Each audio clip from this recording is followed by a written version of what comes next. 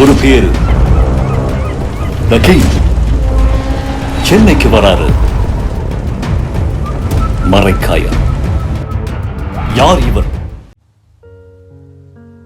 Purity you can feel. Intention you can carry.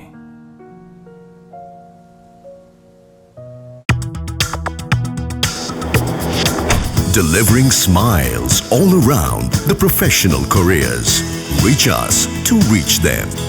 புதிய தலைமுறை நம்ம எல்லாருக்கும் தெரியும். அவங்களுடைய சமூக வலைதள பக்கத்தில் பார்த்தீங்கன்னா நேற்று இன்னைக்கு காலைல வரைக்குமே வந்து ஒரு இருட்டடிப்பு நடந்ததாக அவங்க வந்து குற்றச்சாட்டு வைக்கிறாங்க. இது ஆட்சிகள் மாறுறப்ப என்னன்னா அரசாங்கத்துக்கு எதிராக செய்திகள் வரப்போ அரசாங்கத்துக்கு எதிராக செயல்படக்கூடிய சேனல் என்ன பண்ணுவாங்கன்னா டக்குன்னு அதை வந்து பிடுங்கி 16ல் கொண்டு போட்டுருவாங்க, 26ல் போட்டுருவாங்க. இப்போ புதிய தலைமுறைக்கு அது மாதிரியான இருட்டடிப்பு செய்யப்பட்டது அப்படின்னு ஒரு செய்தியை அவங்களே பரபரப்பாக போடுறாங்க. அது சம்பந்தமாக பள்ளிக்கல்வி மற்றும் செய்தி தொடர்பு அமைச்சர் ராஜ்மோகன்ட்டே கேட்குறாங்க. அப்போ அந்த ஆட்சிக்கு வந்து இந்த ஒரு 15 நாளுக்குள்ள வந்து நிறைய குற்ற சம்பவங்கள் நடக்குது, மின் தட்டுப்பாடு நடக்குது, மின் வெட்டு நடக்குது, இதையெல்லாம் வந்து அவங்க வந்து சுட்டி காட்டுறாங்க. அது ஒரு செய்திகளாக போடுறாங்க. ஒரு பேசிக்கா ஒரு ஒரு ஃபார்மெட் இருக்கு, டிஆர்பி ஃபார்மெட். என்னன்னா நீங்க வந்து ஆளும் கட்சிக்கு எதிராக மக்கள் பிரச்சனையை பேசுற செய்திகளுக்கு உங்களுக்கு டிஆர்பி ரேட்டிங் கூடும். அப்படி பேசுற செய்திகளை நீங்க தேடி போய் பார்ப்பாங்க. அதுக்கு வந்து ஒரு வேல்யூ இருக்கு. இப்படி வந்து நீங்க வந்து செய்தியாளர்களை சந்திக்கிறது இல்ல, தொலைக்காட்சிகளை வீட்டடிக்கிறது, இது தன்னைத்தானே ஏமாத்திக்கிறது தானே. மக்கள் பிரச்சனையை உங்களுக்கு வந்தே சேராது. உங்களை துதிப்பாடக்கூடிய ஆட்கள், உங்களை ஜாலரா போடக்கூடிய ஆட்களை மட்டும் சுத்தி வச்சுட்டீங்கன்னா போன திமுக அரசாங்கம் தோத்து போனதுக்கு முக்கியமான காரணங்கள் அது.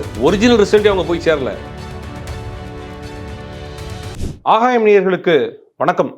புதிய தலைமுறை தொலைக்காட்சி வந்து இருட்டடிப்பு செய்யப்பட்டதாகவும் அந்த இருட்டடிப்பை வந்து மக்கள் வந்து கண்டிச்சிருக்கிறாங்கன்னு புதிய தலைமுறை தொலைக்காட்சியிலே சொல்றாங்க. அது வந்து அவங்களுடைய சமூக வலைதள பக்கம் முழுக்க நேற்றுலேருந்து அவங்க அந்த தகவலை சொல்லிட்டு இருக்கிறாங்க. என்ன பின்னணி, ஏன் அப்படி ஒரு இருட்டடிப்பு நடந்தது, இதனால் அப்படி சொல்றாங்க, இதெல்லாம் பற்றி விரிவாக பேச போகிறோம். மூத்த பத்திரிகையாளர் திரு சுபேர் அவர்கள் நம்ம கூட இருக்காங்க. வணக்கம் சார். வணக்கம். புதிய தலைமுறை நம்ம எல்லாருக்கும் தெரியும். அவங்களுடைய சமூக வலைதள பக்கத்தில் பார்த்தீங்கன்னா நேற்று இன்னைக்கு காலைல வரைக்குமே வந்து ஒரு இருட்டடிப்பு நடந்ததாக அவங்க வந்து குற்றச்சாட்டு வைக்கிறாங்க. என்ன பின்னணி, அப்படி நடந்துச்சா? இல்லை, இப்போ அரசு கேபிள் கார்பரேஷன் ஒன்று இருக்குது. முதல்ல வந்து இந்த மாதிரி கவர்மெண்ட் கேபிள் கார்பரேஷன் கிடையாது. அரசாங்கமே வந்து கேபிள் டிவி நடத்துறது கிடையாது. முதல்ல இந்த கேபிள் டிவி காலகட்டங்களில் பிறகு சேட்டலைட் சேனல் அப்படிங்கிறது ஒரு 90னுடைய தொடக்கத்தில் தான் ஆரம்பிக்குது. சன் டிவி ஆரம்பிக்கிறாங்க. சன் டிவியினுடைய தமிழ் மாலைன்னு ஆரம்பிப்பாங்க. சாயங்காலம் 6 மணிலேருந்து 9 மணி வரைக்கும் நிகழ்ச்சி நடக்கும். அதுக்கு மாதிரி தூர்தர்ஷன் இருக்கும். தூர்தர்ஷனில் சென்னை மெட்ரோன்னு ஒன்று இருந்துச்சு. அது வந்து அதில் ஒரு 3 hours ப்ரோக்ராம் நடக்கும். இந்த மாதிரி தான் தொலைக்காட்சி நிகழ்ச்சியில் பார்க்க முடியும். சேட்டலைட் சேனலுடைய ஆரம்ப காலகட்டங்கிறது 90னுடைய தொடக்கத்தில் சன் டிவி ஆரம்பிக்கிறாங்க சாயங்காலத்தில். அப்புறம் அதுக்கு பிறகு கொஞ்சம் நாள் கழிச்சு 94 காலகட்டங்களில் தான் நியூஸ் ஆரம்பிக்கிறாங்க. சன் டிவியில் நியூஸ் ஒரு 4 வருஷம் கழிச்சு தான் நியூஸ் ஆரம்பிக்கிறாங்க. 8 மணி செய்திகள் அப்படின்ற மட்டும்தான் முதல்ல வரும். அதுக்கு பிறகு 24 hours நியூஸ் சேனலாக சன் நியூஸ்லாம் வர ஆரம்பிக்குது. அப்படியே போயிட்டு இருக்கப்போ தான் நிறையா நியூஸ் சேனல்ஸ் வர ஆரம்பிக்குது. அப்படி ஆரம்பிக்கப்பட்ட ஒரு சேனல் தான் புதிய தலைமுறை. ஒரு பெரிய கல்வி நிறுவனங்கள் நடத்தக்கூடிய ஒரு பேக்ரவுண்டில் ஆரம்பிக்கிறாங்க. வந்த புதுசுலேருந்தே ஒரு பரபரப்பாக பேசப்பட்ட ஒரு சேனல். அதுக்கு பிறகு ஒரு காலகட்டத்தை என்ன பண்ணுறாங்கன்னா அரசு கேபிள் நிறுவனம்னு ஒன்று ஆரம்பிக்கிறாங்க. கேபிள் டிவி அரசாங்கமே நடத்துறதுக்கு தமிழ்நாடு அரசு கேபிள் டிவி கார்பரேஷன், அதுக்குன்னு ஒரு சேர்மன் போடுறாங்க, அதுக்குன்னு ஒரு ஐஏஎஸ் ஆஃபீஸர் போடுறாங்க, அதுக்கு ஒரு செட்டாப் பாக்ஸ் போடுறாங்க. இப்போ எப்படின்னா, இப்போ சேட்டலைட் சேனல்ஸை நம்ம டிவியில் பார்க்குறதுக்கு ஒவ்வொரு செட்டாப் பாக்ஸ் இருக்குது. இப்போ எஸ்சிவின்னு ஒன்று இருக்குது, டிசிசிஎல்னு இருக்குது, அக்ஷயா இருக்குது, அவர் பல ஏரியாக்கள் இருக்காங்க. இப்போ அரசு கேபிளை பொறுத்த வரைக்கும் அரசு கேபிளே வந்து ஒரு செட்டாப் பாக்ஸ் மாதிரி ஒன்று கொடுப்பாங்க. அதில் வந்து எல்லா தொலைக்காட்சியும் அவங்க லிங்க் கொடுப்பாங்க. அந்த லிங்க் மூலிமா அவங்க வந்து தமிழ்நாடு முழுவதும் ஒளிபரப்பு செய்வாங்க. இப்படி தான் போய்கிட்டு இருக்கு. இது ஆட்சிகள் மாறுறப்ப என்னன்னா அரசாங்கத்துக்கு எதிராக செய்திகள் வரப்போ அரசாங்கத்துக்கு எதிராக செயல்படக்கூடிய சேனல் என்ன பண்ணுவாங்கன்னா, இந்த ஆர்டர் இருக்கும். இப்போ நியூஸ் சேனலில் பார்த்தீங்கன்னா 1 to 5 அப்படின்னா நியூஸ் சேனலில் இருக்கும். 10 to 6 அப்படிங்கிறது ஒரு என்டர்டைன்மெண்ட் சேனல், அதர் லாங்குவேஜ்னு வரிசையாக மாறி மாறி வரும். இப்போ என்ன பண்ணுவாங்கன்னா, அரசாங்கத்துக்கு எதிராக இருக்க செய்திகளை போட்டாங்க, அரசாங்கத்தோடு மோதல் போக்க இருக்கக்கூடிய சேனலாக இருந்தாங்கன்னா டக்குன்னு அதை வந்து பிடுங்கி 16ல் கொண்டு போய் போட்டுருவாங்க, 26ல் போட்டுருவாங்க. இதை டிசைட் பண்ணுறது கவர்மெண்ட் தான். கவர்மெண்ட் கார்பரேஷன் தானே அது டிசைட் பண்ணுறது. கேபிள் அந்த நம்பரை சொல்கிறேன், அந்த ஆர்டர் அப்படி ஒரு மோதல் போக்கா வர்றப்ப தூக்கி போட்டுருவாங்க. இப்போ புதிய தலைமுறைக்கு அது மாதிரியான இருட்டடிப்பு செய்யப்பட்டது அப்படின்னு ஒரு செய்தியை அவங்களே பரபரப்பாக போடுறாங்க. அது சம்பந்தமாக பள்ளிக்கல்வி மற்றும் செய்தி தொடர்பு அமைச்சர் ராஜ்மோகன்ட்டே கேட்குறாங்க. இல்லை அவர்லாம் நாங்கள் அப்படி நடக்கலை, அது ஒரு 3 hours நடந்துச்சு, அந்த மாதிரி உடனே அங்கே சரி செய்யப்பட்டது. என்னுடைய ரூம்லேயே பாருங்க, நான் போய் பிடி தான் பார்க்குறேன், புதிய தலைமுறை தான் பார்க்குறேன், நான் புதிய தலைமுறையிலேயே வந்து நான் நிகழ்ச்சி பண்ணுவேன், நானும் மீடியா பர்சன் தான், எனக்கு தெரியும் அப்படின்னு அவர் சமாளிக்கிறார். ஆனால் அதை தொடர்ந்து புதிய தலைமுறை அவங்களுடைய வெப்சைட்லேயும் சரி, அவங்களுடைய ஃபேஸ்புக்லேயும் அவங்களுடைய சோஷியல் மீடியா பிளாட்ஃபார்ம்லேயும் இது இருட்டடிப்பு செய்யப்படுது அப்படின்னு போடுறாங்க. அதுக்கு பின்னாடி உள்ள காரணம் என்னென்னா, விஜய் கட்சி ஆரம்பிச்சதுலேருந்து அவருக்கு கோட்டைக்கு போய் உட்கார வைக்கிற வரைக்கும் எல்லா வேலையும் செஞ்சு புதிய தலைமுறை தான். நான் பார்த்தோம், வீட்டு டோருக்கு போட்டு க்ளோஸ் அப் வச்சிருப்பாங்க. என்னடா டோருக்கு க்ளோஸ் அப் வச்சிருக்கீங்கன்னா கதவு திறக்க போறாங்களாம். அப்புறம் தஞ்சாவூருக்கு போனா சோழ மண்ணில் விஜய், பாண்டிய மண்ணில் விஜய், உங்கள் விஜய்னு அந்த பாட்டு, அந்த விஜயினுடைய அரசியலுக்கு மிகப்பெரிய பக்கபலமாக இன்னைக்கு வெற்றிக்கு இருந்தது வந்து புதிய தலைமுறை சேனலுங்கிறது மறுக்கக்கூடாது. அதான் யதார்த்தமான உண்மையும் கூட. தொடர்ந்து எல்லாத்தையுமே அவங்க வந்து ஃபாலோ பண்ணி விஜயை கொண்டு வந்து இன்னைக்கு முதலமைச்சராக வச்சிருக்கிறாங்க. ஆனால் ஆட்சிக்கு வந்ததுக்கு பிறகு அவருடைய அமைச்சரை அவருடைய அரசாங்கத்தை நோக்கி சில குறைபாடுகளை சுட்டி காட்டுறாங்க. அரசாங்கத்தினுடைய குறைபாடுகளை நீங்கள் தெரியாமலேயே ஒரு அரசாங்கம் இருந்துச்சுன்னா அதுதான் மோசமான அரசாங்கம். இப்போ கலைஞர் இருந்தார் அப்படின்னா கலைஞர் பத்திரிகையாளர்களோடு நேரடி தொடர்பு இருப்பார். அவர் எதிர்த்து எழுதக்கூடிய பத்திரிகைகள். சோ இருக்காருன்னு வச்சுங்களேன். சோ வந்து அன்னைக்கு துக்ளக்கில் வந்து அந்த அரசாங்கத்தை பற்றி கடுமையாக ஒரு ஆர்டிகல் போட்டிருப்பார். அடுத்த நாள் காலை படித்து பார்த்துட்டு இவர் ஃபோன் பண்ணார் கலைஞர், என்ன எழுதியிருக்கீங்க, என்ன மேட்டர் அப்படின்னு. ஆமாம், நீங்கள் ஆட்சியில் எப்படி இருக்கு, அந்த ஒரு ஜனநாயக இது இருந்தது, உரிமை இருந்தது. உடனே பத்திரிகையாளர் துக்ளக்கில் வந்திருப்பாங்க, குங்குமத்துலேருந்து வந்திருப்பாங்க, முரசொலியில் வந்திருப்பாங்க, நமது எம்ஜிஆர் கூட வந்திருப்பாங்க. கலைஞருக்கு தெரியும் இவங்கெல்லாம் யாராக இருக்குன்னு. ஆனால் எந்த பாகுபாடுமே காட்ட மாட்டார். எல்லார்ட்டையும் எல்லா கேள்வியும் கலைஞர்கிட்ட கேட்கலாம். நீங்கள் வந்து ஆளுங்கட்சி எதிர்கட்சிலாம் இல்லை, ஆளும் கட்சியாக கலைஞர் இருக்கப்போ அவரை எதிர்த்து நீங்கள் எந்த கேள்வி வேணாலும் கேட்கலாம். அது கொஞ்சம் கூட வந்து அவர் வந்து சலிக்காமல் பதில் சொல்வார். ஏன்னா கலைஞர் அடிப்படையில் ஒரு பத்திரிகையாளர். அதற்கு பிறகு ஜெயலலிதா அவர்களை பொறுத்த வரைக்கும் அவங்க செலக்டடான சில ஆட்கள்கிட்ட கேட்பாங்க. இந்த ஜெனிஃபர் அவங்க மாதிரி முக்கியமான ஊடக பத்திரிகையாளர்கள்ட்ட ஜேர்னலிஸ்ட்டை அவங்க பர்சனலாகவே கூப்பிட்டு கேட்பாங்க, ஏன் அவங்க வரலையான்னு கேட்பாங்க. இப்போ ரேராக கொடுத்தா கூட அப்படி ஒரு அண்டர்ஸ்டாண்டிங் இருந்துச்சு. ஆனால் இன்றைக்கி அரசாங்கம் புதுசாக வந்திருக்க அரசாங்கம் அது ஒரு மூடு மந்திரமாகவே இருக்குது. அது எதையுமே வந்து வெளிப்படையாக சொல்கிறதில்ல. ஒரு நிகழ்ச்சியை ரத்து பண்ணாலும் சரி, இல்லை ஒரு சம்மந்தமான ஒரு விஷயத்தை கொண்டு வந்தாலும் சரி, அதை அவங்க வந்து ஒரு ப்ராப்பரான ஒரு ப்ரெஸ் ரிலீஸ் கொடுக்குறதோ ப்ராப்பராக நடக்கிறதுமே கிடையாது. அப்போ அந்த ஆட்சிக்கு வந்து இந்த ஒரு 15 நாளுக்குள்ளே வந்து நிறைய குற்ற சம்பவங்கள் நடக்குது, மின் தட்டுப்பாடு நடக்குது, மின் வெட்டு நடக்குது. இதையெல்லாம் வந்து அவங்க வந்து சுட்டி காட்டுறாங்க, அது ஒரு செய்திகளாக போடுறாங்க. இப்போ செய்தி வந்தால் ஒரு பேசிக்காக ஒரு ஃபார்மெட் இருக்குது, டிஆர்பி ஃபார்மெட். என்னென்னா நீங்கள் வந்து ஆளும் கட்சிக்கு எதிராக மக்கள் பிரச்சனையை பேசுகிற செய்திகளுக்கு உங்களுக்கு டிஆர்பி ரேட்டிங் கூடும். அது பத்திரிகைக்கும் பொருந்தும், தொலைக்காட்சிக்கும் பொருந்தும், யூடியூபுக்கும் பொருந்தும். ஆளுங்கட்சிக்கு எதிராக மக்கள் பிரச்சனையை பேசுறது. ஏன்னா அது ஆளுங்கட்சிக்கு எதிராக பெருசாக அந்த மக்கள் பிரச்சனையை சில ஊடகங்கள் பேச பண்ணுறாங்க. அப்படி பேசுகிற செய்திகளை நீங்கள் தேடி போய் பார்ப்பாங்க, அதுக்கு வந்து ஒரு வேல்யூ இருக்குது. அப்போ இவங்க என்ன பண்ணுறாங்கன்னா மக்கள் பிரச்சனையை, மக்கள் நடக்கக்கூடிய தமிழ்நாட்டில் நடக்கக்கூடிய பிரச்சனையை, பெண்களுக்கு எதிரான பிரச்சனையை, அதெல்லாம் வந்து இவங்க ஒரு ஸ்டோரி போடுறாங்க. இந்த 15 நாள் நடந்த விஷயங்கள்லாம் தனித்தனி கார்டாக போடுறாங்க. இப்போ அரசாங்கத்திற்கு எதிரான ஒரு வேலையாக போகுது அப்படிங்கிற மாதிரி அவர்களுக்கு ஒரு கோபம் ஏற்பட்டிருக்கு. அதை அதிகாரிகள் மற்றதில் பண்ணியிருக்காங்களா, அமைச்சர்கள் பண்ணாங்களா, முதலமைச்சர் தலையிட்டு இதை பண்ணிடுறாங்களாம் சொல்லியிருக்காங்களான்னு தெரியல. ஆனால் அந்த சேனலில் வந்து இருட்டடிப்பு செய்யப்பட்டு பின்னாடி தூக்கி போடப்பட்டிருக்கு, திருப்பி சரி செய்யப்பட்டு போட்டதாக சொல்கிறாங்க. இப்போ நடந்திருக்கு. ஆனால் இதில் என்னென்னா சீப்பு ஒழிச்சு வச்சா கல்யாணம் நின்று போகுமான்னு கேட்குற மாதிரி இந்த கேபிள் டிவியில் எவனுமே பார்க்குறது கிடையாது. அதான் நான் கேட்க நினைச்சேன். எல்லாருமே தனியார் நெட்வொர்க் ப்ரொவைடர்ஸ் தான் நம்ம நியூஸ் யாரில் இதில் பார்க்குறோம், மொபைலில் பார்க்குறாங்க. மேக்ஸிமம் மொபைலில் தான் பார்க்குறாங்க. மொபைல் என்ன மொபைலில் பார்க்குறாங்க, ஏதாவது சோஷியல் மீடியா பிளாட்ஃபார்ம் பார்ப்பாங்க. யூடியூப்ல தான் எல்லா நியூஸ் யூடியூப்ல பார்க்குறாங்க, ஃபேஸ்புக்கில் ஷார்ட்ஸ் போடுறாங்க, இல்லாட்டி வந்து இன்ஸ்டாகிராமில் அதை காட்டில ரொம்ப ஷார்ட்டாக நியூஸ் போடுறாங்க, அதை பார்க்குறாங்க. இப்படி தான் பார்த்துட்டு இருக்காங்க. இந்த ஆடியன்ஸ் யார்? இந்த கேபிள் டிவி பார்க்குற ஆடியன்ஸ் தான் கிராமப்புறங்களில் இருக்கக்கூடிய வயதானவர்கள். இல்லை இந்த டெய்லர் ஷாப் மாதிரி ஏதாவது கடையில் 60 பொழுது போகிறதுக்காக போட்டிருப்பாங்க. யாராவது கூட ஒருத்தர் கேட்டதை, என்னங்க எப்போ பார்த்தாலும் உங்கள் வீட்டில் டிவி, உங்கள் ஆஃபீஸில் பேச்சு தோணுங்க, தனியாக வேலை பார்க்குறேங்க, அது ஓடிட்டே இருந்து யாராவது கூட இருக்க. உண்மை தான். அப்படி தான் இன்னைக்கு தொலைக்காட்சி இருக்குது. தொலைக்காட்சி ஏன் ஓடிட்டே இருக்குது, நீங்கள் ஏன் டிவி ஓடிட்டே இருக்குது, நீங்கள் பார்க்குறதும் கிடையாது, வேலை பார்க்குறீங்க, ஏங்க ஓடிட்டே இருக்குன்னா அது பாட்டுக்கு கத்திக்கிட்டு இருந்தோன்னா யாராவது கூட இருக்க மாதிரி இருக்கும். இதுதான் பேசிக் சைக்காலஜி. இப்போ அதுதான் நடக்குது. இப்போ அந்த ஆடியன்ஸ் யாருன்னா 60+ வீட்டில் இருக்கிறவங்கன்னா அவங்களுக்கு என்னென்னா மொபைலை எடுத்து அதை லாகிங் பண்ணி உள்ளே போய் அதெல்லாம் பார்க்க வேணாம். சுவிட்சை போட்டால் நியூஸ் வருதா, அதோட சரி, ஆன் ஆஃப் அதை மட்டும் வச்சுக்கோங்க, அதோட சேர்த்து நமக்கு மற்ற வேலையெல்லாம் சொல்லாதீங்கிற மாதிரி அவங்க என்ன டிவியை போடுவாங்க, சுவிட்சை போடுவாங்க, பட்டன் அமுக்குவாங்க, ரிமோட்டில் ஆன் பண்ணாலும் செய்தியை பார்த்து விட்டுருவாங்க. இதுதான் நடக்குது. இப்போ அந்த ஆடியன்ஸுக்கு மட்டும்தான் அந்த கேபிள் டிவி போய் சேருது. மீதியெல்லாம் வந்து உலகம் முழுக்க போயிடுச்சு. உலகத்தினுடைய அத்தனை செய்திகளையும் இன்னைக்கு ஏதாவது ஒரு இடத்துல உட்காந்து பார்த்து நம்ம பேசியிருக்க இந்த வீடியோ யாரை பார்த்துட்டு இருப்பாங்க உலகத்தில். கப்பலில் போகிற ஒரு பைலட், ஒரு மாலுமியாக இருப்பார், கேப்டனாக இருப்பார், அவர் பார்த்துட்டு இருக்கலாம். ஒரு ஃப்ளைட்டில் போகிற ஒரு ரெக்கார்ட் பண்ணி வச்சுருக்காங்க, அதில் பார்த்துட்டு போகலாம். ஒரு இமயமலை மேலே வேலை பார்க்கக்கூடிய ஒரு மிலிட்ரி சோல்ஜர்ஸ் பார்க்கலாம், எங்கே வேணாலும் செய்திகளையும் பார்க்கலாம். அந்த மாதிரி ஆயிடுச்சு. ஏன் பேப்பரே பெருசாக இல்லையா பார்க்கல. இப்போ என்னென்னா அதர் ஸ்டேட் போனால் நமக்கு வந்து முந்திலாம் செய்திகள் தெரியாது. இப்போ வந்து ஒரு செய்தியை வந்து குறிப்பிட்ட இடத்துல உட்காந்து வீட்டில் உட்காந்து தான் பார்க்கணும். கிரிக்கெட் பார்க்கறதுக்கு நாங்கள் வீட்டில் லீவ் போட்டு பார்ப்பாங்க. கிரிக்கெட் பார்க்கறதுக்கு ரூம் புக் பண்ணி பார்த்த ஆட்கள்லாம் இருந்தது. ஓகே, அதெல்லாம் இன்னைக்கு போயிடுச்சு. நீங்கள் வந்து கையில் மொபைல் வச்சுட்டு வேலை பார்க்குற இடத்துல மொபைல் ஆன் பண்ணி வச்சுட்டு வேலை பார்த்துட்டே இருக்கான். அது கூட இல்லை சார், கிரிக் பஸ்ல ஸ்கோர் மட்டும் வந்துருது, நோட்டிஃபிகேஷன் வந்துருச்சு. இன்னைக்கு அன்னைக்கு டெக்னாலஜி மாறி போச்சு. அதனால வந்து கேபிள் டிவியை உங்களது 15வது இடத்துல இருந்து நாங்கள் 30வது இடத்துல தூக்கி போடுறோம் அப்படின்னா இன்னும் வீரியமாக தான் பண்ணுவாங்க. இப்போ இந்த அரசாங்கம் வந்ததுக்கு பிறகு என்ன நடக்குது அப்படின்னா, சில சமூக வலைதள கணக்குகளை பிளாக் பண்ணுறது, சில ஊடகவியலாளர்களை மிரட்டுறது, பழைய வழக்குகளை தூசி தட்டுறது, இந்த மாதிரியான வேலைகளை செய்கிறாங்க. இது என்னன்னா அரசாங்கத்தின் மீது விழக்கூடிய ஒரு குற்றச்சாட்டுகள் தெரியாமலே போயிடும். இது மிகப்பெரிய ஒரு ஆபத்தான விஷயத்தை நோக்கி போயிடும். இதை அவங்க சரி செய்வாங்கன்னு நம்புகிறேன். ஓகே, ஆனால் சார் இப்போ இந்த சம்பவம் நடந்த உடனே சமூக வலைதளத்தில் எழுந்த முதல் விமர்சனம் என்ன அப்படின்னா, இது வந்து திமுக 2.0 மாதிரி இருக்கு, போன ஆட்சியில் இதே செஞ்சாங்கன்ற குற்றச்சாட்டு வருது. இந்த குற்றச்சாட்டு திமுக மேல வர்றதுக்கான காரணம் என்ன? அவங்க இதே மாதிரி நடவடிக்கையில் ஈடுபட்டாங்களா?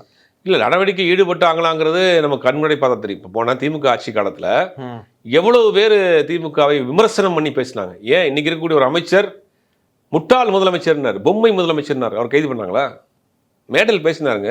இல்லை, செய்தி நிறுவனங்கள் இருட்டடிப்பு செய்யக்கூடிய வேலை நடந்து எல்லா செய்தி நிறுவனம் நடந்துகிட்டு தான் இருந்துச்சு. அப்போ எப்பயுமே என்ன நடக்கும் அப்படின்னா, இதுக்கு பின்னாடி ஒரு அரசியல் இருக்கு, ஒரு செய்தி நிறுவனம் இருக்கு, ஒரு பத்திரிகை நிறுவனம் இருக்குன்னா அரசாங்கத்தோடு கொஞ்சம் நெருக்கமாக தான் இருப்பாங்க. ஏன்னா அரசாங்கத்தினுடைய விளம்பரங்கள், ஒரு பிரிண்டிங் மீடியாவாக இருந்ததுன்னா லைப்ரரி சர்க்குலேஷனுக்கு வாங்கக்கூடிய அந்த புத்தகங்கள் ஒரு அளவுக்கு மேலே அவங்க அட்டாக் பண்ண மாட்டாங்க. ஒரு நேற்று ஒரு பாரம்பரியமான ஒரு முக்கியமான ஒரு சேனல் இருக்கக்கூடிய முக்கியமான நபர்கிட்ட பேசிகிட்டு இருக்கேன். ஒரு செய்தி எடுத்து வந்திருக்கிறாங்க. அது ஒரு பாரம்பரியமான நிறுவனம். அந்த செய்தியை டெலிகாஸ்ட் பண்ணலான்றதுக்கு முன்னாடி அந்த எம்டி கூப்பிட்டு சொன்னாராம், இது நம்ம எடுத்துட்டோம், ஆனால் அது வந்து நம்ம போடக்கூடிய இடம் கிடையாது, பரபரப்பாக 4 நாளைக்கு பேசலாம், ஆனால் சேனலுக்கான ஒரு நம்பகத்தன்மை போயிடும், நமக்குன்னு ஒரு குவாலிட்டி இருக்குது, போடாதீங்கன்றாங்க. ஸோ முக்கியமான நியூஸாக இருந்தாலும் அந்த இது கருதி வேணான்றாங்க. ஆமாம், முக்கியமான நியூஸ்னா ஒருத்தரை பற்றின ஒரு அந்த நகத்தை எடுத்து வரான்னு வச்சுங்களேன். ஓகே, அப்படி அதெல்லாம் போட மாட்டாங்க. இது வந்து ஒரு எத்திக்ஸ் இருக்குது. சில சேனல்ஸ்க்கு, சில பத்திரிகைகளுக்கு சில எத்திக்ஸ் இருக்குது. அவங்க அதை மீறி போக மாட்டாங்க. இந்த ஆஃப்டர் ரெக்கார்டுன்னு ஒன்று இருக்கும் பத்திரிகையில். வந்து அது வந்து யானை எப்படி ஒரு அங்குசத்தை போட்டால் அப்படின்னு நிற்குமே, அது மாதிரி ஆஃப்டர் ரெக்கார்டு. பத்திரிகையாளர்களோடையும் அரசியல்வாதியோடையும் பல அரசியல்வாதிகளுடைய அந்தரங்கங்கள் பத்திரிகையாளருக்கு தெரியும், ஆனால் எழுத மாட்டாங்க. பல கட்சிகளுடைய கூட்டணி பிரிவுகளுக்கான ஒரிஜினல் காரணம் தெரியும், ஆனால் பேச மாட்டாங்க. ஆனால் அவங்க டிஸ்கஸ் பண்ணுவாங்க. இந்த மாதிரி நடந்துச்சு, அந்த தலைவர் இப்படி பேசி தரேனே, இந்த தலைவர் இப்படி பேசினார் அப்படிங்கிறதெல்லாம் சொல்லுவாங்க. ஒரு முக்கியமான கட்சி தேர்தல் கூட்டணி பேச்சுவார்த்தை, இவர் ஒரு சின்ன கட்சியை சேர்ந்த ஒரு 2 சீட் கேட்குறாரு, ஒரு சீட் கொடுக்குறாங்கிறாங்க, இன்னொரு சீட் கேட்குறாரு, யாருக்குன்னு கேட்குறாங்க. அவர் குறிப்பிட்ட ஒருத்தர் சொல்கிறாரு, ஏன் அவனை மட்டும் அவன் கட்சியில் வேறு ஆளே இல்லையான்னு இவர் கேட்குறாரு, சீட் கொடுக்கக்கூடிய தலைவர். அப்படி போனோடனே அந்த பெரிய கட்சி தலைவருக்கும் சிறிய கட்சி தலைவருக்கு வாக்குவாதம் ஆயிடுச்சு. இப்போ சமீபத்தில் நடந்த சொல்கிறீங்க, கொஞ்ச நாளைக்கு நடந்தது, ஒரு 15 வருஷத்துக்கு முன்னாடி நடந்தது. வாக்குவாதம் ஆயிடுச்சு. 15 வருஷமா? ஆமாம், வாக்குவாதம் ஆயிடுச்சு. அப்போ அதனால அந்த கூட்டணியை முறிஞ்சு போச்சு. அந்த கூட்டணி முறிஞ்சு போனதுக்கு பிறகு அன்று இரவு நாங்கள் வேற ஒரு வேலையை அவரை சந்திக்கிறோம். இது வந்து நீங்கள் ஃபீல்டில் இருக்கும்போது? ஆமாம், இரவு சந்திக்கிறோம். அவர் சொல்கிறார், இந்த மாதிரி ஆகி போச்சு, அவருக்கு எனக்கும், நானும் டென்ஷன் ஆகிட்டேன், அவரும் டென்ஷன் ஆகிட்டேன். அப்போ அந்த கூட்டணியை முறிஞ்சு போச்சு. அந்த கட்சி தலைவர் வேறு கட்சி கூட்டணிக்கு போயிட்டார். கூட்டணிக்கு போனால் தோற்று போனான்னு வச்சுக்கோங்க. இதெல்லாம் நடக்கும். இதெல்லாம் நீங்கள் ஆப்து இருக்காடுப்பா அப்படின்பாங்க. ஒரு முக்கியமான ஒரு துறை சார்ந்த மீட்டிங் நடக்குன்னு வச்சுங்க, ஒரு தொழிற்சங்கம் சார்ந்த பிரச்சனை கவர் பண்ண போயிருக்கிறாங்க அப்படின்னா, அங்கே தொழிற்சங்க நிர்வாகிகளுக்கும் அமைச்சருக்கும் பெரிய வாக்குவாதமே நடக்கும் உள்ள. இது முதலமைச்சருக்கு போகக்கூடாது, செய்தியாக போகக்கூடாது, ஆப்து இருக்காடு இதெல்லாம் கொஞ்சம் பார்த்து போட்டுங்க, இப்போ தான் ஆரம்ப காலத்தில் இருக்கு, ஆரம்ப ஸ்டேஜில் இருக்கிறோம், முடிச்சிடும், போடாதீங்கன்னா போட மாட்டாங்க. ஓகே, இது ஒரு எத்திக்ஸ் இருக்குது, அதெல்லாம் பண்ண மாட்டாங்க. இப்போ போன ஆட்சி காலத்தில் நடந்திருக்கா அப்படின்னா எல்லா ஆட்சி காலத்தையும் நடக்கும். எல்லா ஆட்சி காலத்தில் அரசை நோக்கி மிக காட்டமாக விமர்சனம் பண்ணுறவங்களுக்கு சில இடைஞ்சலை கொடுக்க தான் செய்வாங்க. அந்த இடைஞ்சலை எப்படி கொடுப்பாங்க அப்படின்னா, அவங்க கொடுக்கக்கூடிய விளம்பரத்தை கொடுக்க மாட்டாங்க, லைப்ரரியிலேருந்து புக்கு வாங்க மாட்டாங்க, பெருசாக அந்த மாதிரியான பொருளாதார ரீதியாக அவங்களை இது பண்ணுவோம். அதுக்காக இருட்டிப்பு செய்கிறது, அவங்கள வந்து மொத்தமாக காலி பண்ணுறது. போன ஆட்சி காலத்தில் சில குறிப்பிட்ட ஒரு 3 சேனல் சொல்லலாம், அவங்க வந்து ஆளும் கட்சியை துவச்சி எடுத்தாங்க, நம்ம பார்த்தோம். அப்போ நீங்கள் முடக்கிருக்கலாமே. இல்லை, ஆனால் இதே மாதிரியான குற்றச்சாட்டுகள் வந்துச்சு இல்லை சார், சில சேனல்கள் வந்து பின்னாடி போடுறாங்க, நம்பர் மாற்றி போட்டுருக்காங்க. சதம் சொல்லணும், எல்லா ஆட்சிக்கு அதிமுக ஆட்சி காலத்தில் நடந்திருக்கு, திமுக ஆட்சி காலத்தில் நடந்திருக்கு, அதையும் மீறி அவங்க நடத்திக்கிட்டு தான் இருப்பாங்க. ஆனால் இது வந்து ஆரோக்கியமான அரசியல் யார் பண்ணாலுமே கிடையாது. ஏன்னா உங்களை நோக்கி வரக்கூடிய குற்றச்சாட்டுகளில் நீங்கள் உங்கள்கிட்ட ஒரு முதலமைச்சராக இருக்கிறவருக்கு மக்களோடு நேர தொடர்பு இருக்காது. அதிகாரிகள் தான் ஃபில்டர் பண்ணி அவருக்கு செய்தியை கொடுப்பாங்க.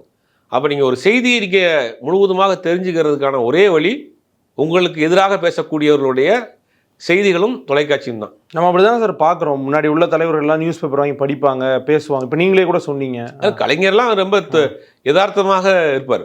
ஒரு பத்திரிகையாளர் வர்றாருன்னா அவங்கள்ட்ட தான் வந்து பல்ஸ் தெரிவார். பல்ஸ் தெரியும். இப்போ பிரபலமான ஒரு இயக்குனர் வாழச்சந்தர் இருக்கார் இல்லையா, அவர் முதல் காட்சி தியேட்டரில் உட்காந்து பார்ப்பார். அவர் எடுத்த படம் தான், அந்த படத்தை 100 முறை பார்த்துருப்பாரு, 100 முறை ப்ரிவியூ ஷோ போட்டிருப்பாரு. இருந்தாலும் முதல் காட்சி தியேட்டரில் உட்காந்து ஆடியன்ஸோட உட்காந்து பார்ப்பார். பார்த்துட்டு ஒரு பேப்பரில் நோட் பண்ணிக்கிட்டு வரும். எந்த இடத்துல திட்டுறான், எந்த இடத்துல கை தட்டுறான், ஆடியன்ஸோட பல்ஸ் என்னன்னு.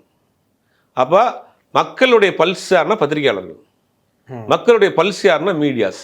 அதில் ஒரு சில சார்பாக ஜாலரா அடிக்கிற சேனலாக இருந்தாலும் சரி, அடிக்காத சேனலாக இருந்தாலும் சரி, ஓரளவுக்கு நமக்கு வந்து ஓரளவுக்கு செய்தியை கொண்டு போய் சேர்க்கறது வந்து இவங்க தான். ஒரு 4 சேனலில் வேறு மாதிரி போட்டால் கூட ஒரு சேனல் உண்மையை போட்டுருவோம்ல. அப்போ அதை வந்து நம்ம முழுவதுமாக அதை ஏற்றுக்கொள்ள வேண்டிய கட்டாயத்தில் வரும். இதில் என்ன ஆச்சரியம்னா, எந்த புதிய தலைமுறை விஜய் ஆட்சிக்கு வரணும்னு ஒத்த கால் நின்றுச்சோ முதல் பாதிப்பே அதுக்கு தான் நடந்திருக்கு. அப்படிங்கும் போது அது சரி செய்யப்பட்டதாக சொல்கிறாங்க. இப்போ ஓகே, இப்போ சரி செய்யப்பட்டிருக்கு, திருப்பி வந்துருச்சு, ஒரு குறைஞ்ச நேரத்தில் நடந்துச்சு. அது யாருடைய தவறு, அமைச்சரா முதலமைச்சரா அதிகாரிகள் மட்டும் நடந்ததாங்கிறது தெரியல. ஒரு அட்டாக் அவருக்கு நடந்திருக்கு முதல் முறையாக. ஓகே சார், இறுதியாக ஒரு கேள்வி ஒன்று என்ன அப்படின்னா, நம்ம இப்போ சமீபமாக பார்த்தோன்னா அது தாவேக்கான்னு இல்லை, இவங்க தான் இல்லை, எந்த முதலமைச்சராக யாராக இருந்தாலும் சரி, ஒரு மக்களுடைய கன்சர்னை இல்லை அவங்களுடைய கவலை வந்து நேரடியாக போய் கன்வே பண்ணுறது இருக்குல்ல. இப்போது நேரடியாக போய் சொல்கிறதோ மனு கொடுக்குறதோ ரொம்ப ரெஸ்ட்ரிக்ட் பண்ணுறாங்க, நியூஸ் மூலமாக சொல்கிற ரெஸ்ட்ரிக்ட் பண்ணுறாங்களே, இது எப்படி சரியாக இருக்கும்? இல்லை, மக்களோடு நேரடியாக தொடர்பு கட்டாகி போய் பல வருஷம் ஆகி போச்சு. அது அரசியல்வாதிக்கு முந்தையெல்லாம் வந்து கலைஞராக இருக்கட்டும், எம்ஜிஆராக இருக்கட்டும், இந்த மாதிரி ஜெயலலிதா இருக்கட்டும், எல்லா அவர்களுடைய வரைக்கு பிறகுமே நேரடி தொடர்பு கட்டாயிடுச்சு. ரேண்டமாக தான் சந்திப்பாங்க. இப்போ எம்ஜிஆர் இருந்தார்னா ஒரு ஊருக்கு போனார்னா அந்த ஊரில் இருக்கக்கூடிய தொண்டர்களை போய் பார்ப்பார், அவங்க வீட்டில் நைட் சாப்பிடுவார். அது ஒரு பெரிய ஒரு விசேஷமாக பண்ணுவாங்க. நம்ம வீட்டில் நீ தலைவர் சாப்பிடுவார். அங்கே வந்தார்னா அதை சுற்றி கேட்பார், இங்கே என்ன நடக்குது அப்படின்னு கேட்பாங்க. அது வந்து மக்களோட கனெக்ட் ஆகுது. இப்போ கலைஞர் வந்து கல்யாண வீடுகளுக்கு போவார். அது வந்து கல்யாண வீடு கட்சிக்காரருடைய கல்யாண வீடுகளுக்கு போகாமல் இருக்க மாட்டார். ஒரு கட்சியினுடைய ஒரு இளைஞரணி செயலாளருடைய கல்யாணமாக கலைஞர் வந்து அன்றைக்கி டெல்லியில் முக்கியமான நிகழ்ச்சிக்கு போகணும், பிரதமருடைய அப்பாயின்மெண்ட், அதை கேன்சல் பண்ணி இங்கே வந்தாராம். ஏன்னா அங்கே போகிறப்ப தான் தெரியும் அந்த பல்ஸ். 10 பேர் வந்திருக்கப்போ அதில் 10 பேர் சொந்தக்காரன் வந்திருப்பான்ல, அதில் உள்ள அரசியலும் இருக்குது. ஏன்னா நம்ம அவன் சுற்றி ஒரு 1000 பேர் சொந்தக்காரன் வந்திருப்பான், 5 பேர் அந்த சொந்தக்காரர் பார்த்தீங்கன்னா நம்ம வீட்டுக்கே வந்துட்டார்.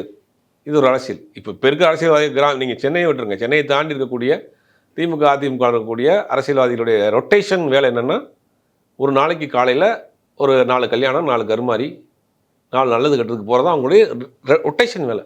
இன்னை வரைக்கும் திரு செங்கோட்டையன் அவர்கள் வந்து அதுக்கு ஒரு ப்ரையாரிட்டி கொடுக்குறாருன்னா, அது செங்கோட்டையன் மட்டும் இல்லைங்க, பல பேர் பலரும் சொல்லலாம். இன்றைக்கி அவங்களுடைய வேலையை வந்து கல்யாண வீட்டுக்கு சாப்பிட மாட்டாங்க. ஏன்னா 4 வீட்டுக்கு போகணுமே, எத்தனை சாப்பாடு சாப்பிட்றது, கல்யாண வீட்டுக்கு போவாங்க, உட்காந்துருப்பாங்க, இது பண்ணுவாங்க, கவரை கொடுப்பாங்க, வந்துடுவாங்க. இது தொடர்ந்து சில பேர் செஞ்சுட்டு இருக்காங்க. அது சில முன்னாள் அமைச்சர்கள் இன்னைக்கு வரைக்கும் அமைச்சர் தான். அவங்க பேரே அமைச்சர் வராருமாங்க. யார் அமைச்சர்னா அவர் எப்பயோ அமைச்சர் இருந்திருப்பாரு, இன்னைக்கு வரைக்கும் அந்த தொகுதிக்குள்ள அவர் அமைச்சர் தான். சேர்மன், அமைச்சர், தலைவர் தான் இருக்காங்க. இது வந்து அந்த ஊர்ல எல்லாம் எழுதப்படாத ஒரு விஷயமா இருக்கு. அப்ப மக்களோடு நேரடி தொடர்பில் அவங்களாம் இருக்கிறாங்க. அப்படி வந்து நீங்க வந்து செய்தியாளர்களை சந்திக்கிறது இல்லை, தொலைக்காட்சிகளை ஈட்டடிக்கிறது, இது தன்னைத்தானே ஏமாத்திக்கிறது தானே. மக்கள் பிரச்சனையும் உங்களுக்கு வந்தே சேராது. உங்களை துதிப்பாடக்கூடிய ஆட்கள், உங்களை ஜாலரா போடக்கூடிய ஆட்களை மட்டும் சுற்றி வச்சுக்கிட்டிங்கன்னா, போன திமுக அரசாங்கம் தோற்று போனதுக்கு முக்கியமான காரணங்கள் அது. ஒரிஜினல் ரிசல்ட்டே அவங்க போய் சேரல. திமுகவுக்குள்ள உங்கள் வீக்காக இருக்குங்கிறத முதலமைச்சருக்கே தெரியலையே. திமுகவில் நீங்கள் சென்னையில் திமுக வீக்காக இருக்குது, நீங்கள் தோற்று போக மாதிரியான சுச்சுவேஷன் இருக்குங்கிறத தெரியலையே. இதை கலைஞராக இருந்தால் கண்டுபிடிச்சிருவார். கலைஞர் வந்து டெய்லி கரெக்டாக அது 1 மணிக்கு அண்ணா அறிவாலயத்துலேருந்து கிளம்புவார், 1:10 வெளியில் ப்ரெஸ் மீட் கொடுத்துட்டு போவார். ஏன்னா 1:30 மணி செய்திக்கு வரணும், அது அவருக்கு தெரியும். 1:10 ஏன்னா மேலே அப்படி சன் டிவி கொடுத்துருவாங்க, நியூஸ் 1:30 வந்துடும்னு. அப்போ அவர் கேட்பார், பத்திரிக்கையாளர்கிட்ட கேட்பார். தினந்தோறும் பத்திரிக்கையாளர் சந்திக்கக்கூடிய ஒரு தலைவருங்க, அது வந்து பெரிய விஷயம். அது ஏன்னா அவர் வந்து கரண்ட்டில் எல்லாத்தையும் தெரிஞ்சு வச்சுக்கிறார். ஒரு பத்திரிகையை படிக்கிறாரா, அதில் வரக்கூடிய சின்ன துணுக்கு செய்தியாக இருந்தால் கூட ரவுண்டாக போட்டு உடனே அந்த பத்திரிகை ஆஃபீஸுக்கு ஃபோனை போடி யார் எழுதுனவங்க கேளு, நல்லா இருந்தால் உடனே கூப்பிட்டு பாராட்டுறப்ப அவன்கிட்ட கேட்குறது, எப்படி நிலைமை எப்படி இருக்குது, எங்கள் ஊர் நிலவரம் எப்படி இருக்குது, அப்டேட்டில் இருக்கணும் பார். கரண்ட்டு வந்து அப்படியே கையில் இருக்கணும். அதுதான் வந்து ஒரு ப்ராப்பரான அரசியல்வாதியான அடையாளம். அதனால தான் இவ்வளோ நாள் அவர் நிற்க முடிஞ்சு. இப்போ நமக்கு ஜாலரா போடுற ஆட்களை மட்டும் கூட வச்சுக்கிட்டு செய்தியில் பூரா மூடி மறைச்சிட்டு அப்புறம் எதில் நம்ம அரசியல் பண்ண முடியும்? அப்படி ஒரு வேலையை அவங்க செய்கிறாங்கன்னா அது தப்பான வழிமுறை. அது மாற்றிக்கொள்வது சிறந்தது. ஓகே, நீங்கள் இதை சொல்லிட்டீங்க. ஆனால் நம்ம ஆட்கள் பத்திரிகையாளர் சில பேர் வந்து யூடியூப்பில் வந்து முதல்வரே நீங்கள் அதை பார்ப்பீங்கன்னு எனக்கு நல்லா தெரியும், இருந்தாலும் சொல்கிறேன் அப்படின்லாம் பேசிகிட்டு இருக்காங்க. பாவம் அவங்களுக்கு தான் அது அவங்க முதல்வரோட நெருக்கமாக இருக்கிறதா சொல்கிறாங்க. நம்ம எந்த கட்சினாலுமே சொல்கிறேன், இபிஎஸ் அவர்களே, ஸ்டாலின் அவர்களே, இதெல்லாம் நீங்கள் பார்ப்பீங்கன்னு எனக்கு தெரியும் அப்படின்னே பேசுகிறாங்க. அவங்க பாவம், அவங்களுக்கு தான் அந்த செய்தி போய் சேரும். அவங்க செய்திக்கு எதுக்கு அவனை போட்டு இழுத்து விட்றீங்க? இல்லை, நான் பொதுவாக நீங்கள் சொல்கிற யாருன்னு எனக்கு தெரியும். ஐயோ, நான் குறிப்பிட்டு யாரையும் சொல்ல, நான் முடிச்சிடுறேன், இதோட வேற மாதிரி போயிட்டு. நன்றி சார். நன்றி.